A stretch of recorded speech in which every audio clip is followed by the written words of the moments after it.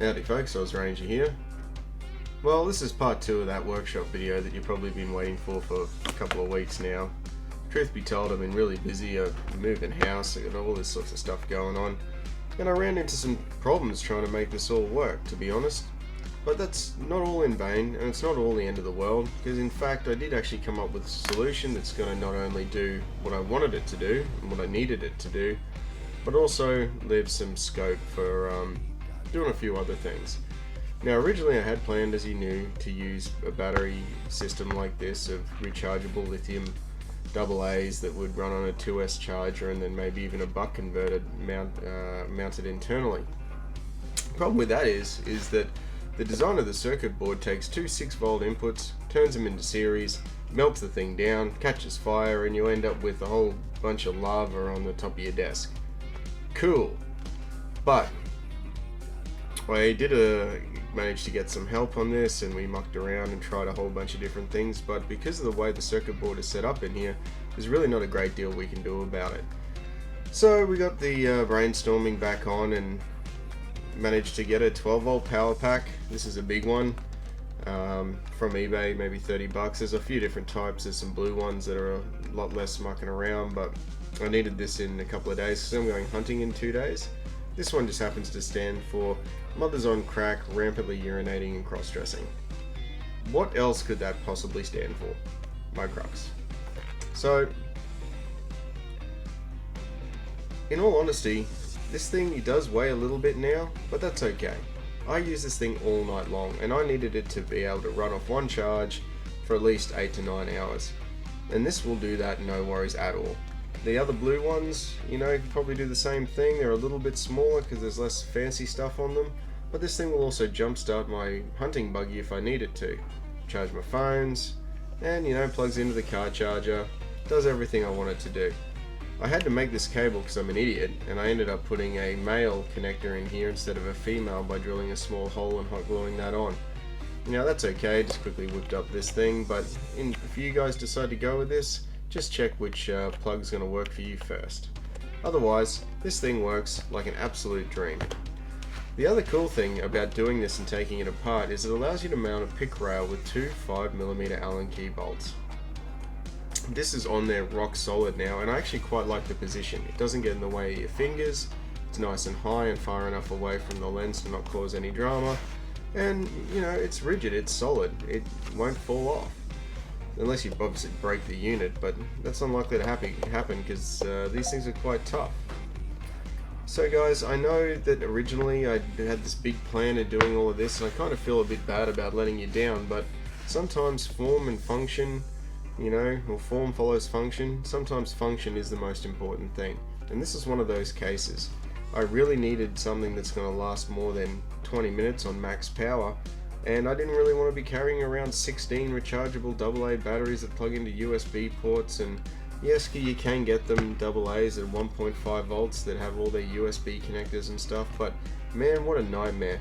I'd rather just plug in one unit, charge one unit, and when I'm using it out of the back of the truck, I can just power it off my buck converter that's now mounted with a wire out to the back of the U-tray and just plug it straight in. Bob's your mother's brother. So this works just fine. I've done some testing with it. The battery's going to last a phenomenal amount of time. It is a little bit heavy and a little bit awkward, but it's not the end of the world. I mean, it just sits flat there still, like it's no problem. I guess the biggest thing about it now is the weight, but that's okay. I can deal with weight. I have hot glued it with a massive amount of hot glue down here, but I do want it to be able to come off later if I do decide to reduce the size of the battery. This thing might be completely overkill.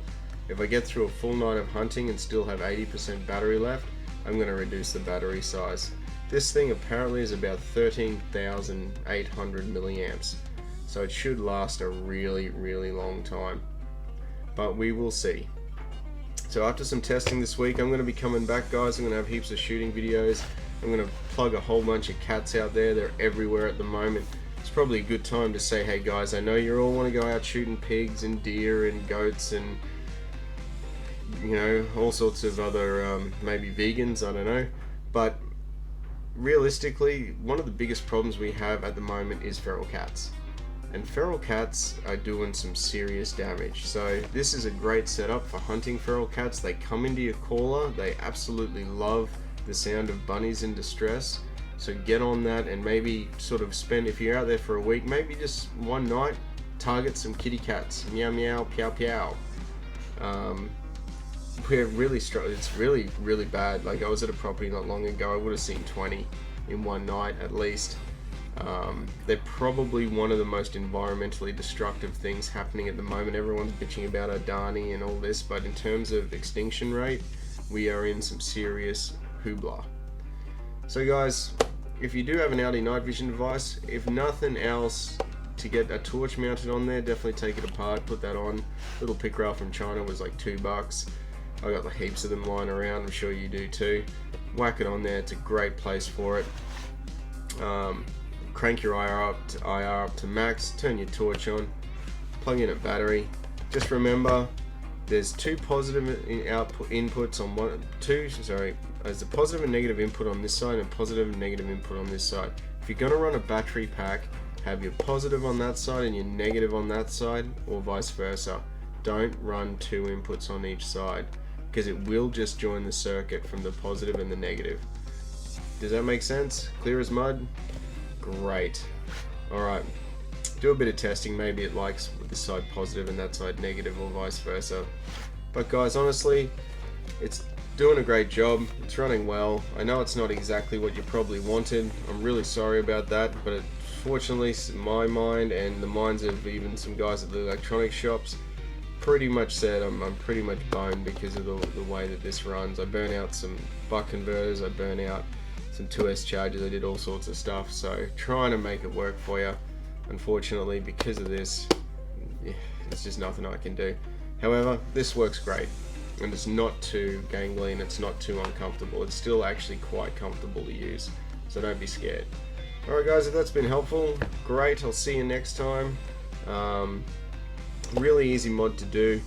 I got some hunting to do, so I'll be back in a week with some really good videos and footage of shooting and all sorts of cool stuff. Maybe some gun reviews coming up, and hopefully I should get into my workshop real soon, and you'll get to have a bit more of a gander and chat about some really cool stuff.